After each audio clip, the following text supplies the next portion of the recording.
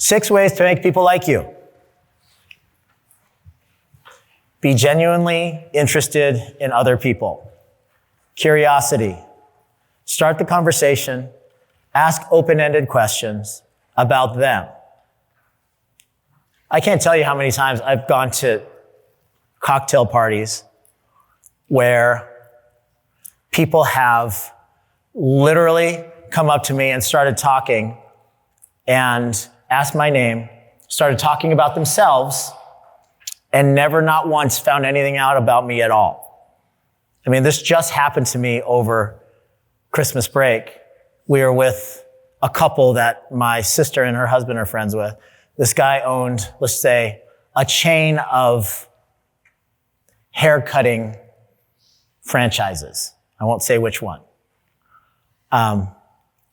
And he was very proud of himself that he owned 6 of these haircutting franchises. I asked him what he did for a living, and he talked for the next 25 minutes about his haircutting franchises. And he talked about how difficult it is to get people to work for his particular company, because when stylists graduate from beauty school, they want to either open their own beauty school or they want to work for a higher end haircutting franchise. And the difficulties of human resources and all of the stuff that we talk about. After 25 minutes, he shook my hand and he said, "Mark, it was really, really nice to meet you. It's really, really nice to meet you." And I went on my way. He did not know a damn thing about me. And I know a thing or two about maybe human resources, or maybe how I could have helped him with marketing, or maybe we could have commiserated about small business or something like that. Imagine the missed opportunity. Not that I'm somebody great, but maybe like if he just would have been like, "Well, what is it that you do after 5 minutes instead of 25 minutes? That's super valuable. I have this great story. You guys might have heard it.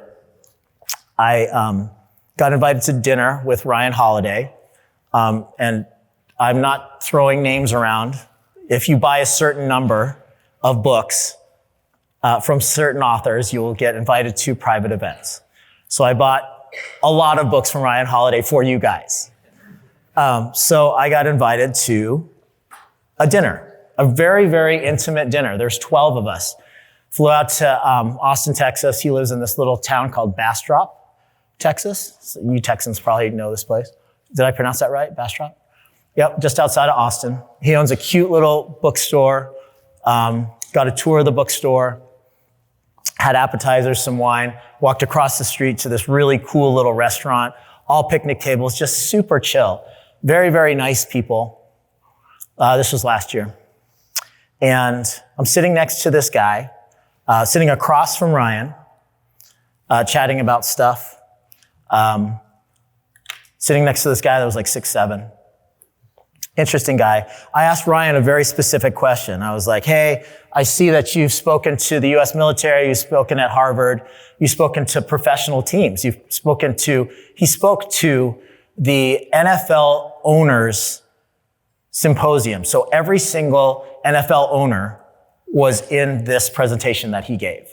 I was like, "What is that like? What is that like to speak in front of professional athletes and billionaires?" And he's like, "Everybody is just a person. And if you speak about the things that are interesting to them, you'll catch their attention.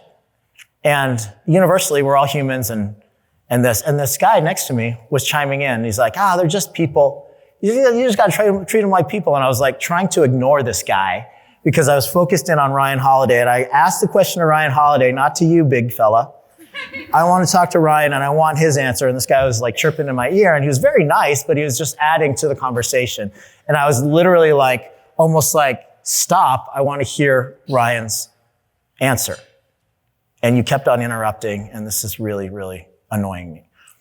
So the night goes on and we finish our dinner. We're having wine. Everybody's kind of mingling around. It was a really, really interesting group of people, real estate moguls and other New York Times bestselling authors and, YouTube influencers and stuff, whatever. Interesting, eclectic group of people. Some random dentist. So we were talking afterwards, and again, the tall dude comes up and he's just chatting with me. He's like, hey, Ryan tells me that you own a coaching group for dentists. That is fascinating. Tell me more about that. And the guy was just so interested in what I had to say. So really, like, dentists, like, you have a podcast just for dental business? That's very specific. That's interesting. Like, how have you been able to build up your business? And like, how did you get to know Ryan? Like, why would Ryan invite you to this thing? And so the guy got me talking about myself, man. It was no shorter than 25 minutes. And I was just answering his questions. He was peppering me with questions. I was answering him. It was a great conversation because I was talking about myself the whole time. Ryan walks up. Ryan Holiday walks up and he's like, oh, I see you met RC. RC is the CEO of the San Antonio Spurs. I would have never known that. If you look up RC Buford, he is one of the top paid executives in NBA basketball. And I was like, holy shit. I have not asked him one question about himself. So immediately, I started asking about his experience in the NBA. How long did he play in the NBA? Who are some of the famous people that have been through the Spurs? He told me this amazing story about Dennis Rodman and how Scottie Pippen and Michael Jordan really wanted Dennis Rodman, and he had Dennis Rodman at the time, and he's like, hell, you take Dennis Rodman. He's a pain in the ass.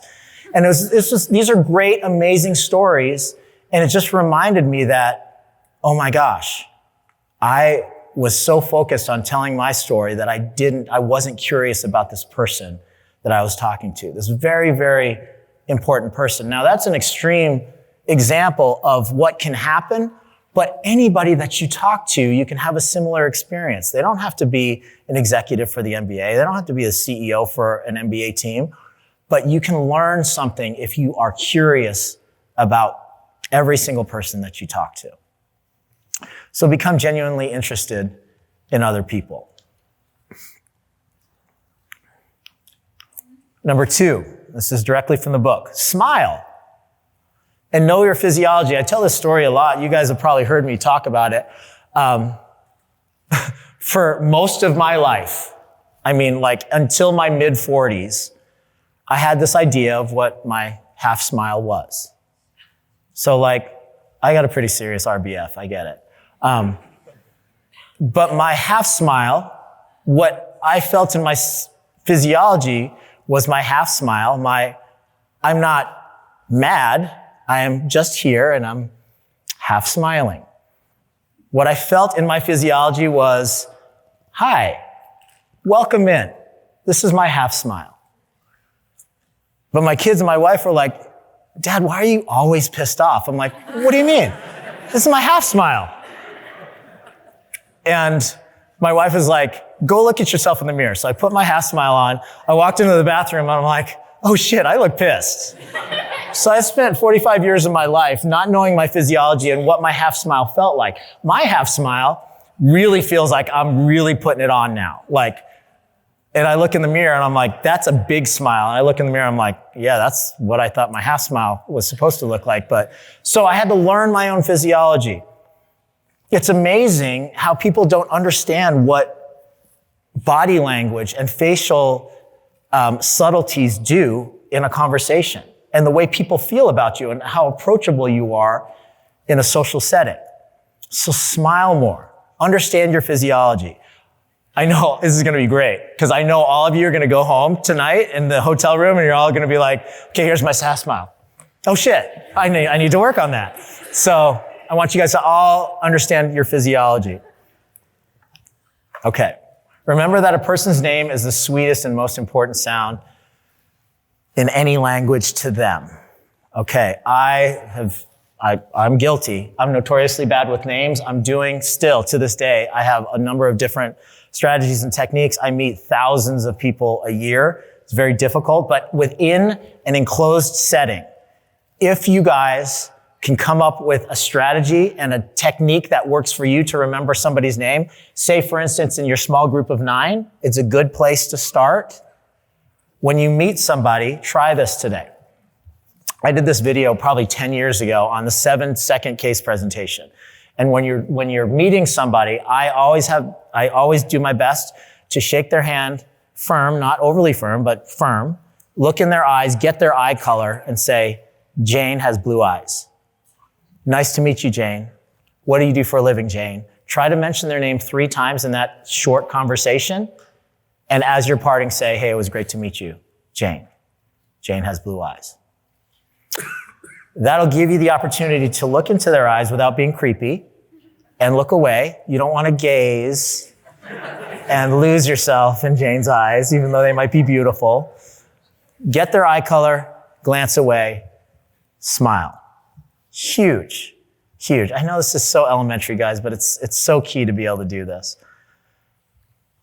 Okay, be a good listener. Encourage people to talk about themselves. He beats this to death in this book, and I love it. Talk in terms of other people's interests. I don't even know why he made those 2 different points. It's the same thing, but you guys understand the point. Get people talking about themselves. Make sure people feel important and do it sincerely. Now, what he doesn't mention here is there's 3 points of similarity that will build rapport very, very quickly. So if this person is from Georgia, hey, I've been to Atlanta before. I love Georgia. I hate the Braves, but I love Georgia. And then you have 1 point in common. Oh, you like peach pie? That's crazy.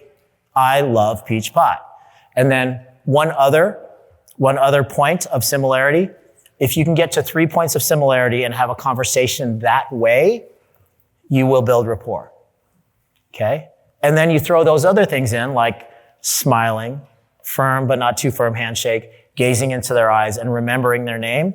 That is 99% of charisma and having a good conversation. The good news is, all you have to do is get people talking about themselves, and that's what most people want to do.